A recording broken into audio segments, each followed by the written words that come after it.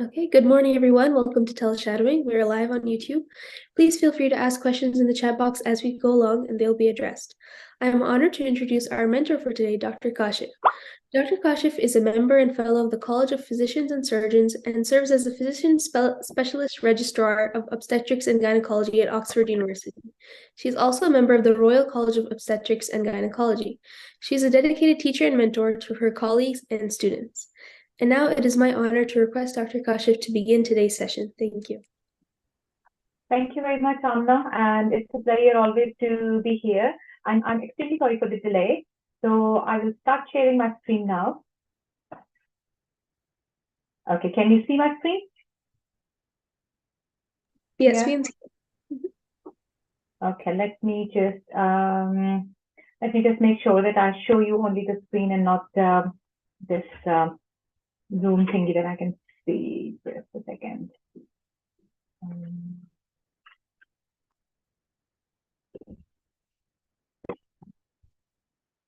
Right. So I would like to speak about diabetes in pregnancy, and diabetes is a global health problem, and many pregnant women either have pre-existing diabetes, or some women also develop diabetes in pregnancy. So I thought that this would be quite an interesting topic to discuss with the medical students. I would try to keep it simple. There are a lot of statistics which are mentioned in the slide, so we might skip a few things, but the focus of the presentation will be basically on the management. And to begin with, I would like to talk a little bit about general management of medical disorders in pregnancy as well, so that the students get an idea how we manage medical disorders generally, and then we can extrapolate that to diabetes in pregnancy. First of all, I would like to acknowledge that these slides are I'm using these with permission of one of the consultants in Oxford University Hospital, Dr. Malakasis, and that's very kind of him. Okay, so diabetes is a global problem, and 1 in 11 adults have diabetes. And the statistics can vary based on the demographics and different ethnicities. People with different ethnicities have different types of diabetes, but it is definitely a global health problem, and especially type 2 diabetes is on the rise. 1 in 2 adults with diabetes remain undiagnosed, which means that nearly half of the people who have diabetes, they remain undiagnosed. So that's a significant number of people who have diabetes, and out of these, obviously, many of them will be women, and some of the women would be in the reproductive age group as well. So when we talk about medical disorders generally in pregnancy, there are a few things to remember. Basically, the management starts in the pre-pregnancy period. So if we think about a woman who is planning to get pregnant, so ideally they should be seen in the pre-pregnancy clinic to control the disease and make sure that they are fit to go ahead with the pregnancy. And they are not taking any medicines which can be contraindicated in pregnancy and are teratogenic. Then it's important to take them through the management of pregnancy, trimester-wise, and how the baby will be delivered, and what are going to be the options after delivery, and contraceptive options and birth choices. With regards to diabetes as well, I will follow the same pattern. And let's first of all look at the situation of diabetes in pregnancy in the UK. So every year, 650,000 women give birth, and about 2 to 5% of the women have got diabetes, which means 32,500 women have diabetes. Most of these women have gestational diabetes, which is like 87.5%, and 7.5% have type 1 diabetes, and 5% have got type 2 diabetes. So as you might be aware, that type 1 diabetes means that the pancreas is actually not producing any insulin. So these women are insulin dependent, and generally this is diagnosed at a young age, and many of them will have would plan a pregnancy. As I said, that in an ideal situation, if a woman plans pregnancy and the pregnancy and they have like a pre-pregnancy counseling, are on effective contraception, then they get pregnant, when the disease is well controlled, then the outcome is better. And with regards to type 2 diabetes, I would like to say that it depends upon the ethnicity, which ethnic, which part of the world is this. For example, if we talk about South Asia, maybe the type 2 diabetes will be the commonest form of diabetes over there rather than type 1 diabetes. So it varies with the population in that particular region. But generally speaking, gestational diabetes is the commonest, and type 1 and type 2 diabetes are less common but are quite important, because these women will have long-term health problems which are related to their long-standing diabetes.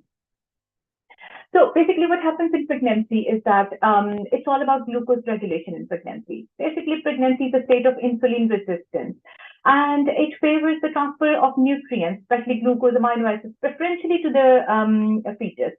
And insulin resistance in pregnancy is quite similar to the levels of blood sugar levels are quite similar to the women who have type 2 diabetes. The reason for the changes in the glucose regulation in pregnancy, as you can see in these slides, in the picture on the side, that there are certain hormones which are produced in pregnancy, which make a woman more insulin resistant, and therefore the requirement of insulin increases, and some women are more prone to develop diabetes in pregnancy. And then because the requirement of the insulin increases, the control is disturbed, and if the high blood sugar levels are not corrected properly, then it can that facilitated diffusion of the glucose, which goes preferentially to the baby, can have certain effects on the baby. What happens is that the baby's pancreas tries to manage the high blood sugar levels, and then secretes more insulin, and insulin is a growth factor, and that is why women who have diabetes, they can have big babies as well. And so we will come to these things in the next few slides. So the changes in the insulin requirement changes in pregnancy, and as you can see in this slide, that at the start of pregnancy, the requirement initially falls a little bit, then it keeps on increasing till nearly 38 weeks of pregnancy, and then it drops down a little bit. So if we look at this from nearly 12 weeks of pregnancy, the requirement starts to increase. So it is very important to make sure that the high blood sugar levels are treated appropriately for better health for the mom as well as for the baby. So physiological effects on the fetus: maternal insulin doesn't cross placenta, as I said. Glucose crosses placenta through facilitated diffusion, so preferentially goes to the baby, but the insulin which is produced by mom, that doesn't cross placenta. So now what happens is that baby has to produce its own insulin, and then the system is basically saturated at 11 to 13 millimoles per liter, and fetal insulin starts to work from 10 to 12 weeks of pregnancy, but it is probably only active in the third trimester. So a little bit about the Peterson hypothesis, which means that hyperglycemic hyperinsulinism in the babies, as I said, that when the baby gets glucose preferentially because of the high maternal blood sugar levels, baby has got high levels of glucose in the blood, then more insulin is secreted, and that leads to fetal pancreatic beta cell hypertrophy, resulting in inappropriate release of insulin, and it acts as a growth promoting factor. And we can see that women who have diabetes, sometimes if they have big babies, and if the disease is uncontrolled, they have persistently high blood sugar levels, it can lead to other issues as well. So this is what we do not want. We want good outcomes for the moms and the babies. Again, most of basically the physiology is the same, that fetal hyperinsulinemia, that leads to macrosomia, which means big size babies. And that can ultimately lead to, if the babies are born vaginally, traumatic delivery and Erb's palsy. And that is why when we discuss about birth with the women who have diabetes in pregnancy, it is important to mention these risks and give them choices, whatever they would like to do in pregnancy, and based on what the medical recommendation is, okay, alongside the medical recommendation.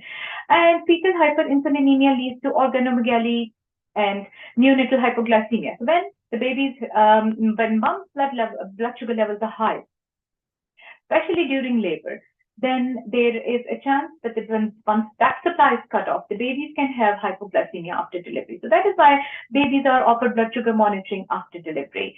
And hyperinsulinemia, because as I said, that insulin is like a growth factor. It leads to increased erythropoiesis, which means that more red blood cells are produced. When more red blood cells are produced, the baby's system can handle only a certain amount, and then it can lead to neonatal polycythemia and ultimately the breakdown of these extra red cells and neonatal jaundice. And there is also an evidence that hyperinsulinemia leads to less surfactant production. And babies of moms with diabetes, they have they are at a higher risk of developing respiratory distress syndrome, which can be transient, but can lead to neonatal special care unit admission. So what about the risk of what are the risks in pregnancy when women have type 1 and type 2 diabetes, when they get pregnant and they know that they have diabetes already? Okay, we will come to, we will discuss something about women who are not known to have diabetes, but they are incidentally diagnosed in pregnancy as well. But let's first discuss this, that the women who have diabetes already, why it is important for them to have, to start pregnancy in a well-controlled, when the disease is well-controlled.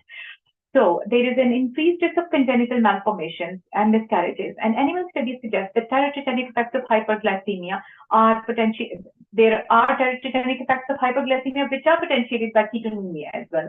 Sacral agenesis, neural tube defects, heart defects. So these are the issues which are more commonly seen in women who have diabetes. It is therefore very important to make sure that the women who are known to be diabetic, they start pregnancy in a well-controlled, when the diabetes is well-controlled, and their HbA1c level can tell us about the control of the diabetes, and it should be with a normal range when they start pregnancy, ideally, and there is an evidence that if the HbA1c is more than 86 millimoles, then there is a 25% chance of having a congenital malformation. And sacral agenesis is a congenital malformation which is very much specific to women who have diabetes. There are certain things that we can offer them as well. For example, to reduce the risk of developing neural tube defects, we can prescribe them 5 milligrams of folic acid, ideally to be started before they get pregnant, but as soon as they get pregnant, it should be given to women with diabetes anyway. But in an ideal world, as I said, it would be great if they can start 5 milligrams of folic acid before they get pregnant. Okay, so with regard to the demographics, women with type 2 diabetes now make up about 54% of the pregnancies compared to 47% in 2014. The reason for this is that obesity is on the rise, and because of this, the women, more women are developing diabetes. And there is also an evidence that women with type 2 diabetes are more likely to come from a deprived area and are of and maybe of ethnic minority, belong to ethnic minority groups. So this figure is from the UK, and it's representative of ethnicity with diabetes type. And this is from 2022. So type 1 diabetes and type 2 diabetes. So based on the ethnicity, type 2 diabetes is more common in ethnic minorities, and type 1 diabetes is more common in white women. And similarly, as I said, that it is more common in women who come from the deprived areas. So this graph represents type 1 and type 2 diabetes, and it is also suggestive of the percentage of the women who come from the deprived areas. So just to summarize this, that most of the women, that type 2 diabetes is on the rise, and it depends upon the ethnicity, it's not that all the white women will have type 1 diabetes. Many of them also have type 2 diabetes, but the difference is that the women with type 1 diabetes will be on insulin already, and some of the women with type 2 diabetes might be on medicines which are not suitable to be used in pregnancy. So these are the things that are to be kept in mind when managing these women. And what is the rate of congenital malformation? As we have discussed already, that there is an increased risk of having congenital malformations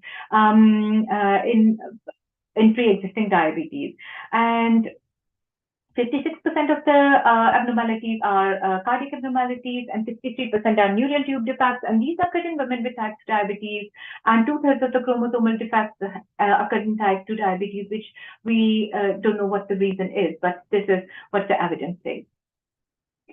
Sorry, I'll just try to minimize.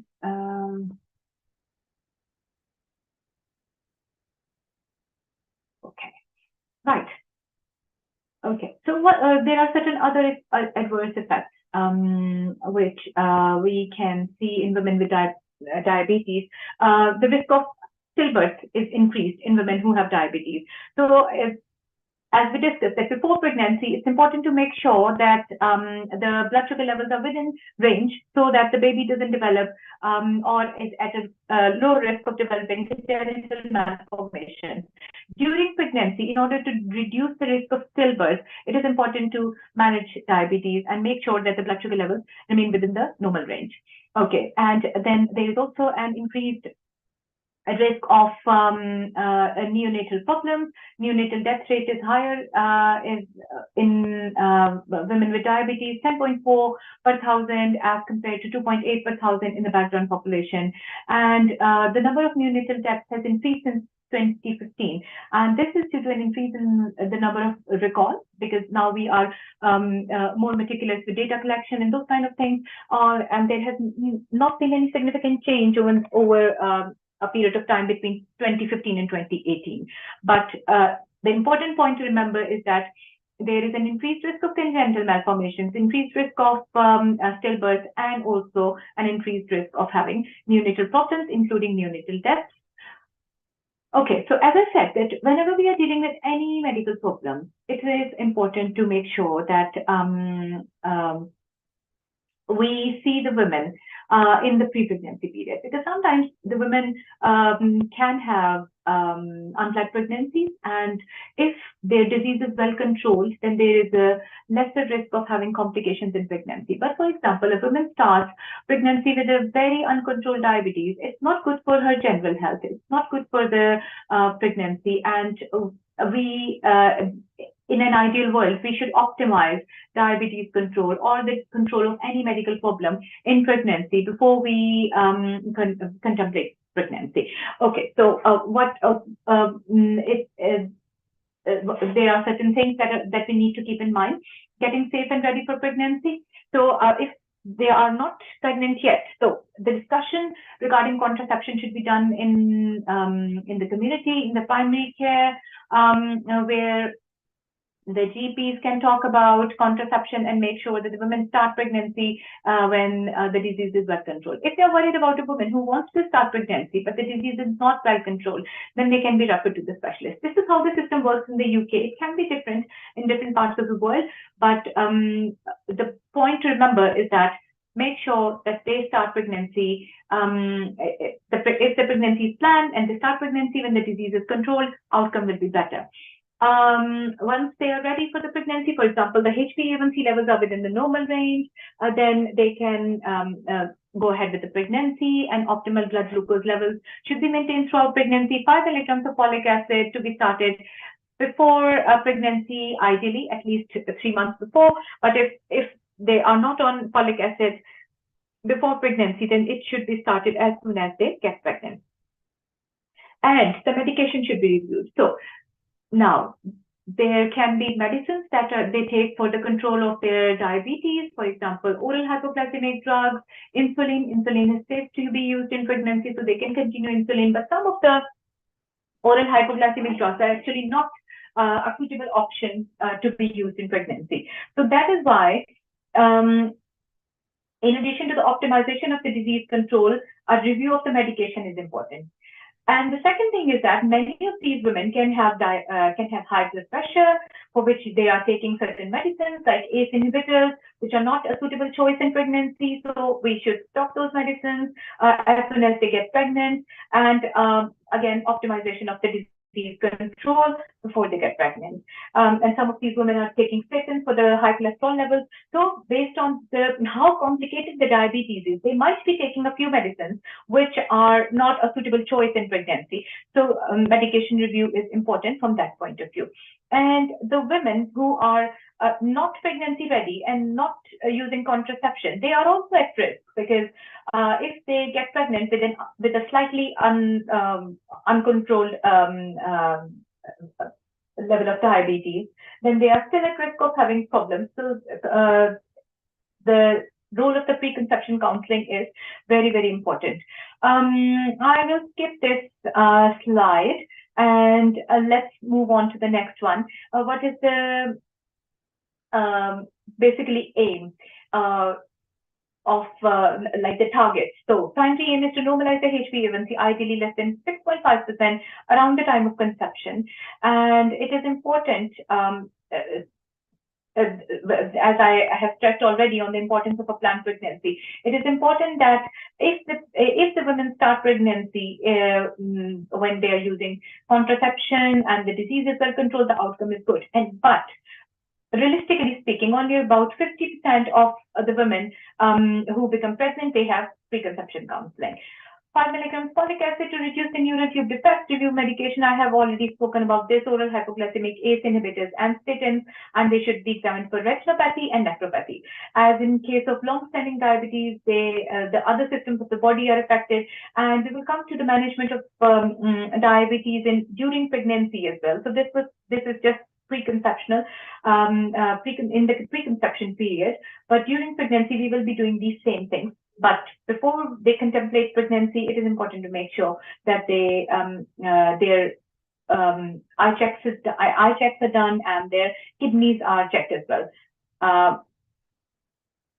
So in early pregnancy and the women with type 2 diabetes and type 1 diabetes, there is a risk of hypoglycemia, and hypoglycemia unawareness is also a problem, especially for the women who are taking insulin. So it is important to make sure that the disease is controlled, but equally they don't have many hypoglycemic episodes, because hypoglycemia can also be lethal. And then comes the education of the family members and the woman herself and the family members and the people who are around, who are a support system for her, to be aware of this problem, and glucagon injections can be given to them as well. Hyperemesis increases the risk of ketoacidosis, and aspirin is recommended by the NICE guideline, which is for the prevention of preeclampsia from 12 weeks of pregnancy onwards, because these women are at increased risk of developing preeclampsia as well. There is an increased risk of congenital malformations, as I discussed. So it is important to make sure that they get an anomaly scan and a cardiac scan at the time of 20 weeks ultrasound. Okay, so what are the effects of the pregnancy on type 1 and type 2 diabetes? So women will need a greater dose of insulin, and there can be worsening of the renal disease, worsening of the retinopathy. That is why I mentioned that earlier, that it is important to make sure that the eyes are checked and the kidneys are checked before they start pregnancy, so that we know that what is the background level and how the pregnancy is affecting their kidneys and their eyes, because these tests will be done in each trimester anyway. Increased risk of DKA, and this can even occur at normal blood glucose levels. And there is also an evidence in the latest, in the UK, there is an AMBRIS report which is published every 3 years, I believe, which focuses on the maternal mortality. And there is an evidence that DKA can even occur in women with GDM. So the control of the diabetes in pregnancy, whichever type of diabetes, is very, very important. And also the identification. So some of you might be familiar with this CGM. So the women who are known to have diabetes, whether it's type 1 or type 2 diabetes. Some of them are using this continuous glucose monitoring, and some of them are also on insulin pumps, which is much more convenient as compared to those finger pricks. So if you go on YouTube and search for the CGM, you can watch some videos and see how it works. Basically, it's a tiny needle, and it's basically this device which goes in the skin and which goes in the skin, and it monitors the blood glucose levels.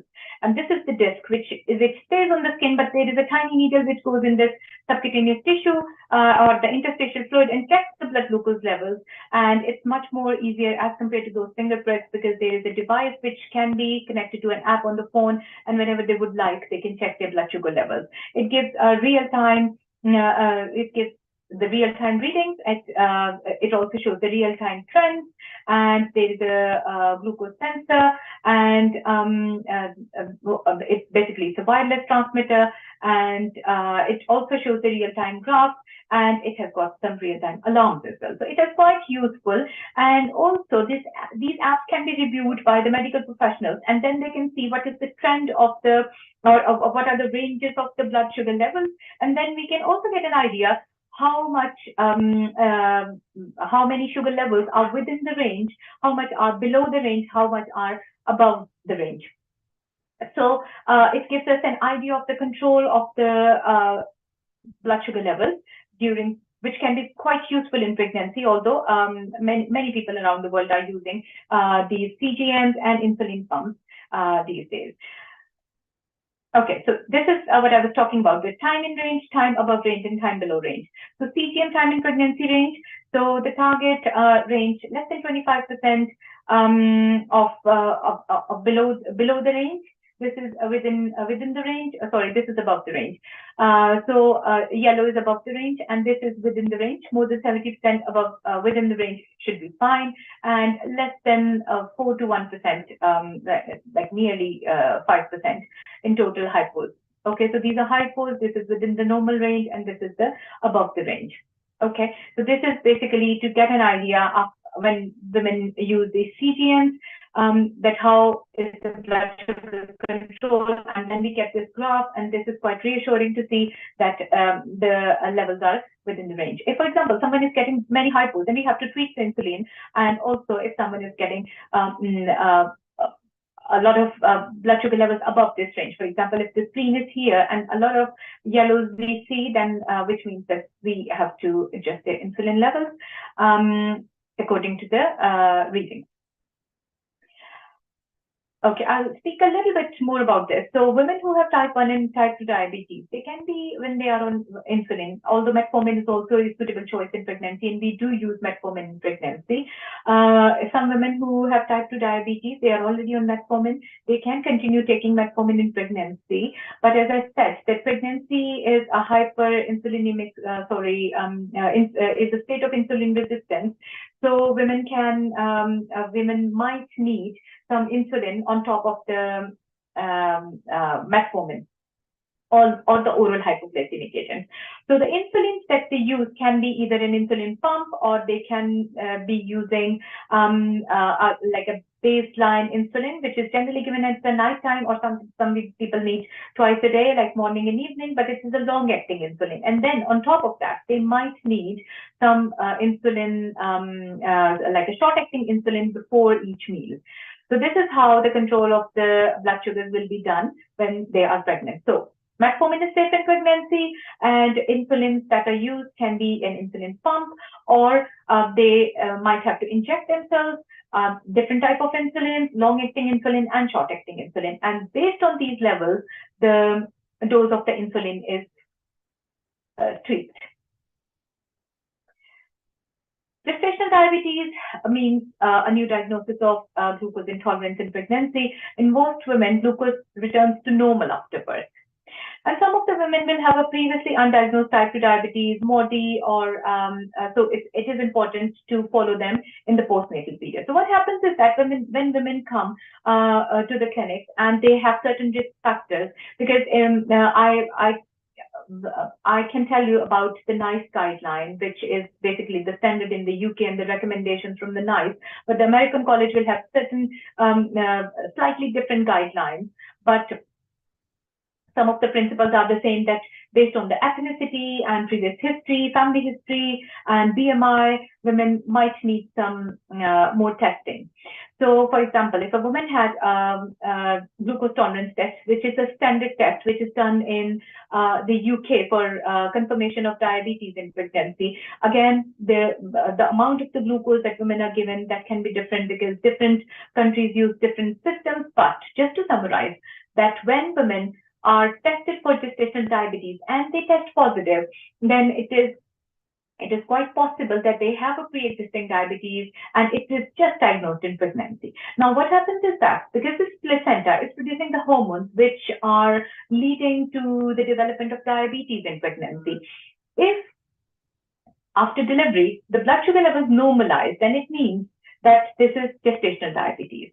But if the blood sugar levels do not normalize after the delivery of the placenta, then it means that possibly the woman has got type 2 diabetes. It was a pre-existing diabetes which she was not aware of, and it became evident in pregnancy, or it was diagnosed in pregnancy. So that is why we ask the women who have diabetes to follow up with their, first of all, we ask them to monitor their blood sugars for 24 hours. And if the blood sugars are still high, then they are referred to the diabetes team again, and then we see how high the levels are and if they need anything.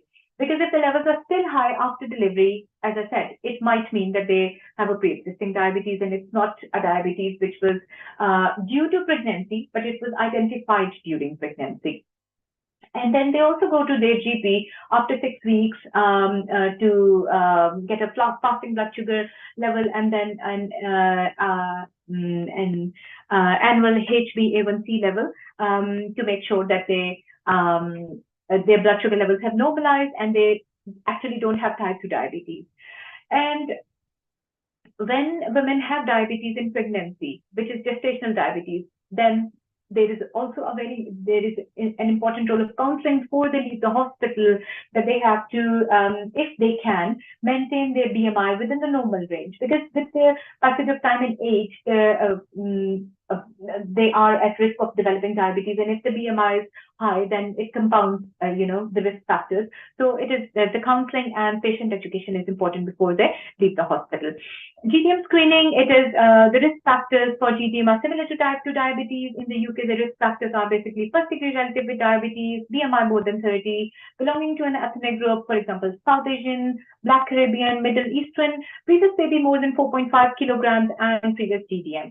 So any woman who has any of these risk factors, even only one risk factor, they will have a GTT in pregnancy, and based on that, they will basically that is the screening. And if they turn out negative, that's great. If they turn out positive, then as I said, they will need follow-up afterwards to make sure that this is not type 2 diabetes, which was diagnosed in pregnancy. Again, what we use here, 75 grams GTT, which is like an oral GTT, and basically they have a blood sugar test before they have the drink, and then 2 hours after the drink. And these are the levels which are recommended by the NICE guideline. Fasting blood sugar level should be less than 5.6, and 2 hours post-drink it should be less than 7.8. And WHO has a slightly different protocol, but anyways, this is what we are using. And as I said, different countries use different thresholds, and different amount of glucose is given to the women. But the principle remains the same. Diagnosis of gestational diabetes based on their risk factors. What is the basically the aim of management of diabetes in pregnancy? It is to normalize blood sugar levels as best as possible to prevent maternal and fetal complications. HbA1c is not useful in monitoring the control of in pregnancy because of hemodilution and increased breast cell turnover.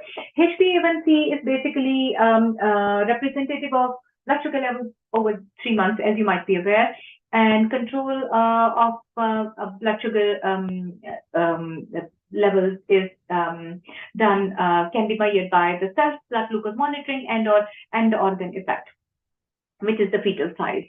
So if a woman has got well-controlled blood sugars and the baby is doing okay, within the normal range, amniotic fluid is normal, then it means that everything is going in the right direction. If, for example, there are high blood sugar levels, or the baby is big, or the water around the baby is excessive, then it means that probably the blood sugar is not very well controlled. So we need to have this discussion with the woman. Okay. Right. So what should we do when a woman gets pregnant and has got diabetes in pregnancy? So basically, we should offer them multidisciplinary care, and it's basically by a team here in Oxford. We've got all across the UK actually, but I can tell you what we do here. We've got an obstetric team, dietitians, midwives, diabetologists, obstetric physician, MCPS medicine specialist. Women have eye screening, and they can be referred to the ophthalmology.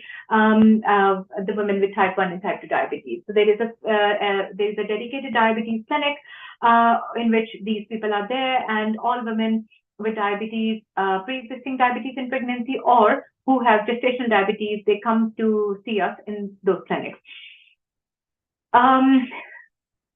It is very important to make sure that we educate women regarding diet and exercise.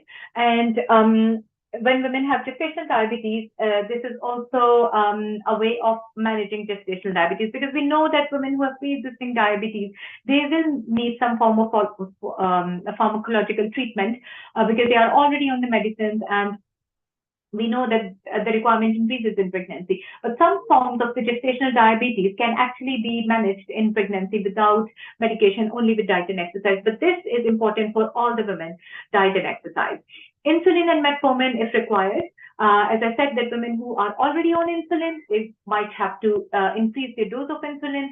Who are only on metformin, they might have to add insulin to metformin. And women who have gestational diabetes, they might need metformin. As if this is not working, diet and exercise, they might need metformin. If that's not working, they might need insulin as well.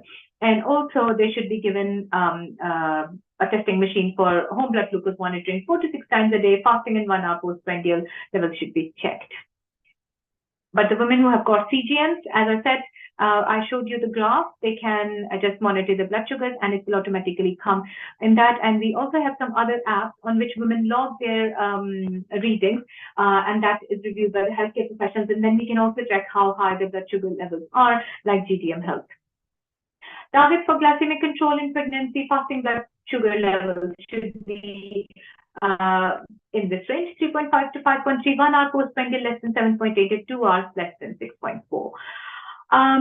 As I mentioned earlier, supply type 1 diabetics with glucagon due to higher episodes of hypoglycemia unawareness, supply with ketone sticks to detect DKA. So this is a recommendation by the NICE guidelines, diabetes in pregnancy. So fasting blood sugar levels, 3.5 to 5.3, less than 7.8 is postprandial, and women should be given ketone sticks and glucagon injections to make sure that they are safely managed at home.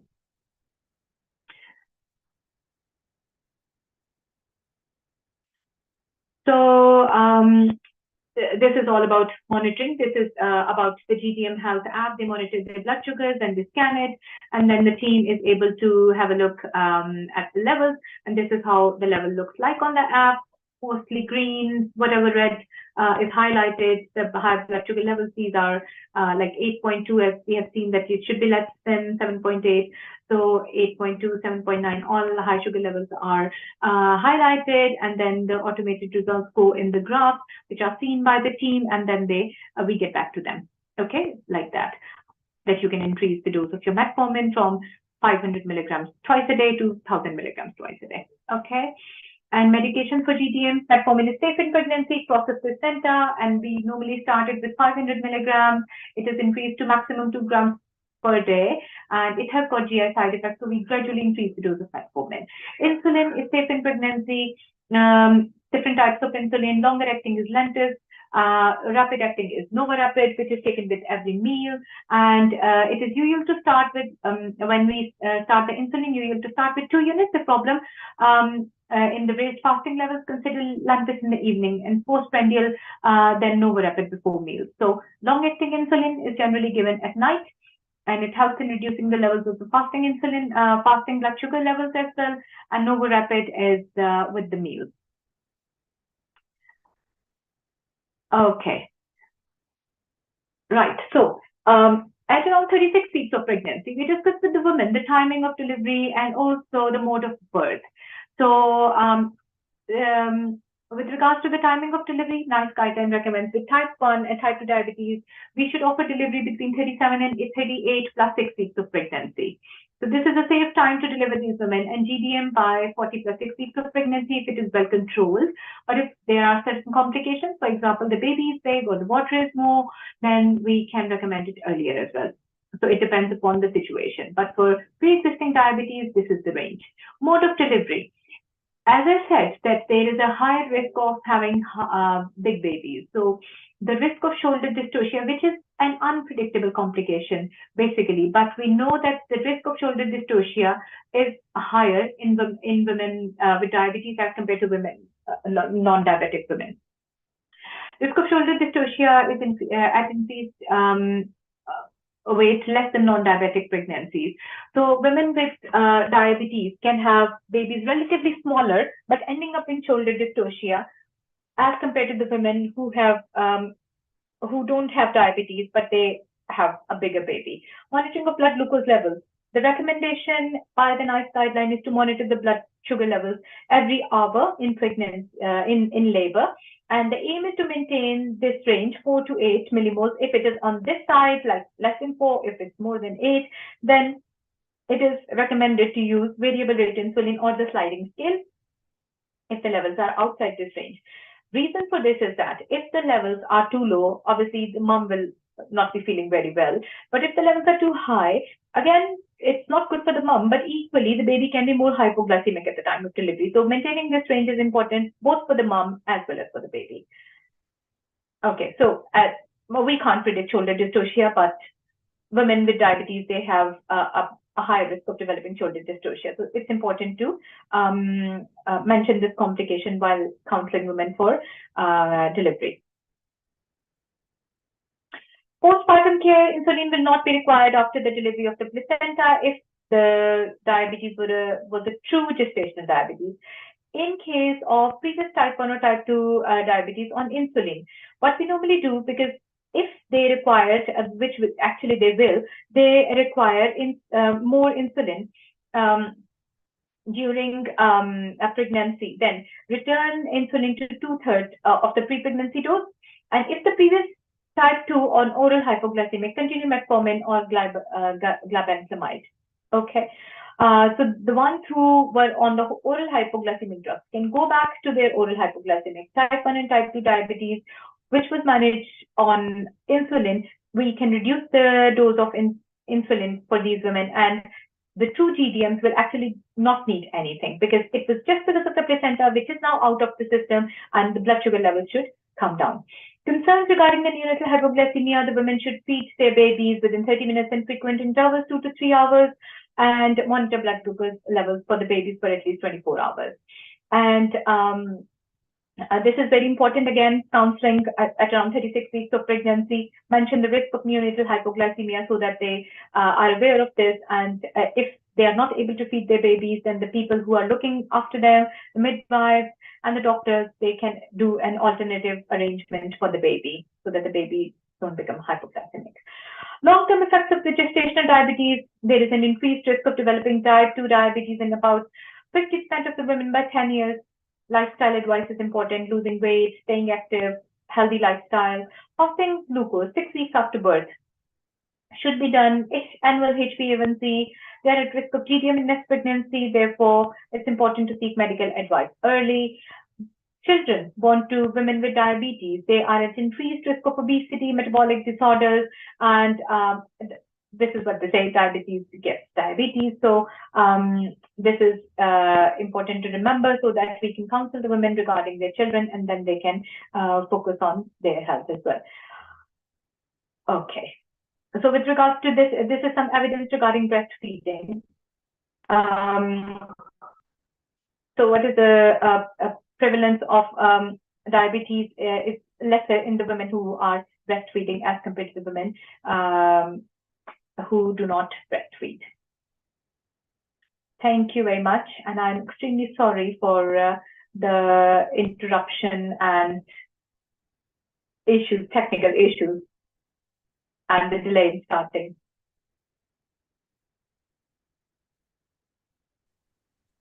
Thank you for your mentorship, Dr. Kashif. We will now begin our Q&A session.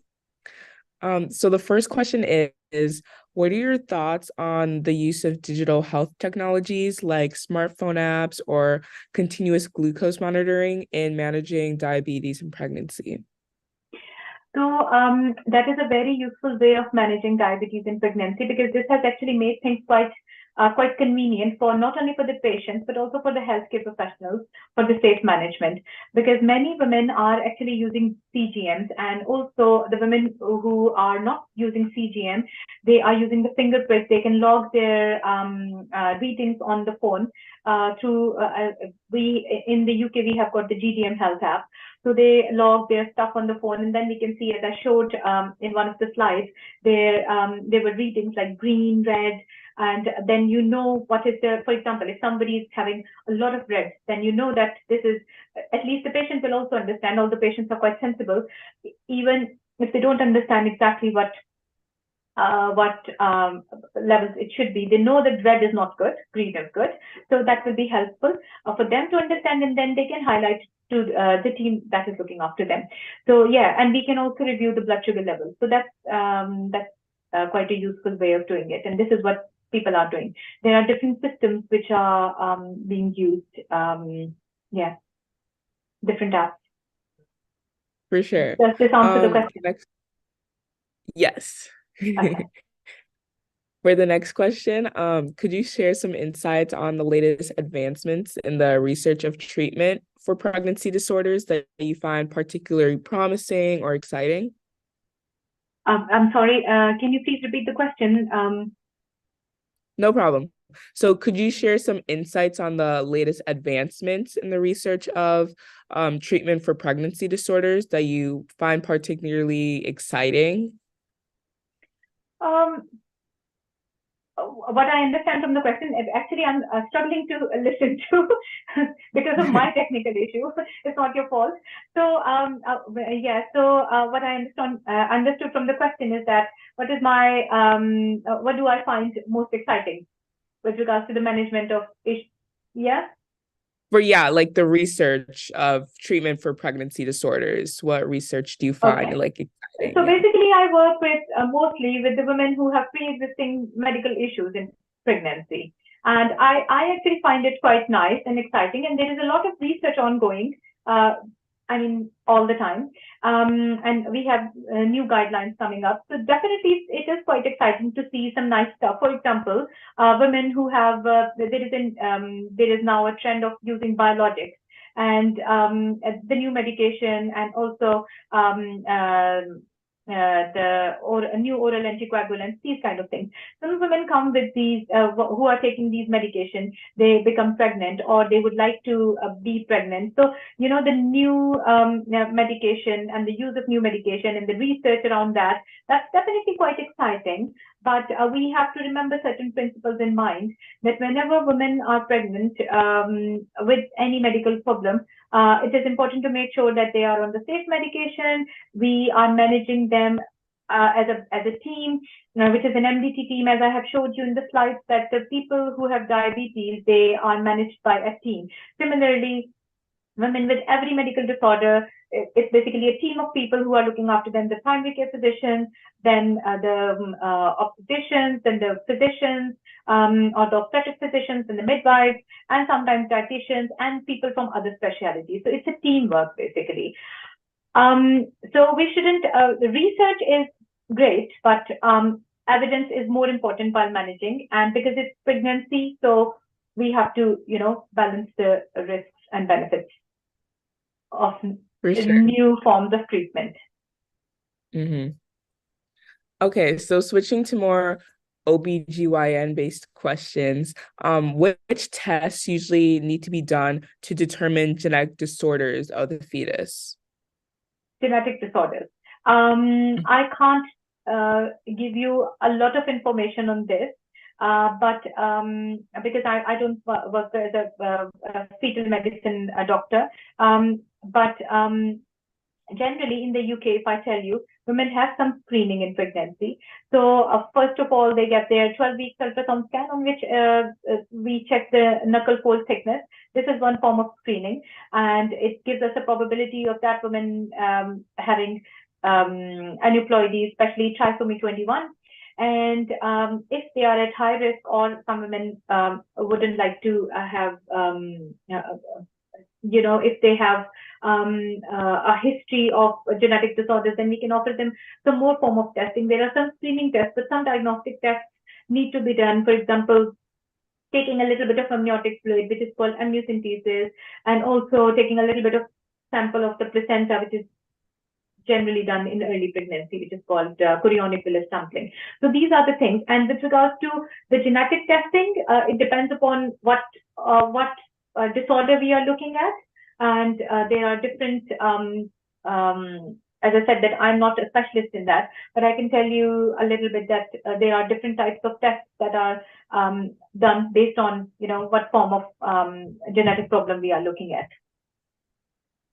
For sure. And then another OBGYN based question. So what is the cause of PCOS, and how do you treat patients affected by this, and if it affects fertility? So basically, PCOS is we know that this is polycystic ovarian syndrome, right? And the most important bit to remember about PCOS is that it's a syndrome, and there is certain criteria, which is called Rotterdam criteria, which should be used to diagnose PCOS. So it's not like an isolated symptom that somebody has got excessive hair growth, or they have got only irregular periods, or they have got an ultrasound diagnosis. It's basically a combination, 2 out of 3 criteria. So if they have that, so that's a diagnosis. And with regards to the treatment, it depends upon their fertility wish. They want to be pregnant, or they don't want to be pregnant, and they just want a treatment for their PCOS. And what is the main issue? Is it period problem? Is it hair growth? So depending upon their symptoms, we will manage them. The reason for this is that if someone wants to get pregnant, then they cannot be on the treatment which we use to regularize the periods. So because many of the times the medicines that are used to regularize the periods are the hormonal contraceptive pills, and they're not a suitable option for women, obviously, if they want to conceive. With regards to fertility, many women with polycystic ovaries, they can get pregnant on their own, and some of them might need some help in the form of ovulation induction. But then it comes, there are a lot of other things. You have to look at the male partner as well and do some other testing. And it depends on how long was the duration of fertility is. So lots of things. It's a very vast topic, basically. Yes. Now shifting to more questions about your career, are there any unique cases from your career that you would like to share? Okay, so I see interesting cases nearly every day. I find management of labor ward quite exciting because we see interesting cases every now and then. But with regards to because I'm talking about the medical problems today, so I can tell you that I cannot pinpoint to one interesting case, but I can tell you that the patients who have medical disorders and they come to us pregnant, they are quite interesting to manage. And some of them are quite high risk as well, but it's quite nice to see that when we manage them and we have a good fetal-maternal outcome, then it's quite nice, good feeling, and satisfying. That's good. Yeah. And for our last question, how do you manage your work-life balance? So because I'm working full time, so it's quite busy. However, I give time to my family, and we spend some off time together, make some nice food for my children, and sit with them, have a chat.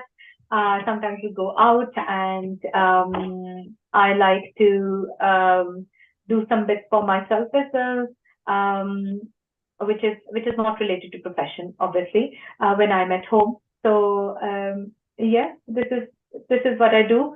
Do some things that make me happy. Yes. There's some kind of That's very hobbies. important. Yeah, Very important to find hobbies outside of work. yeah.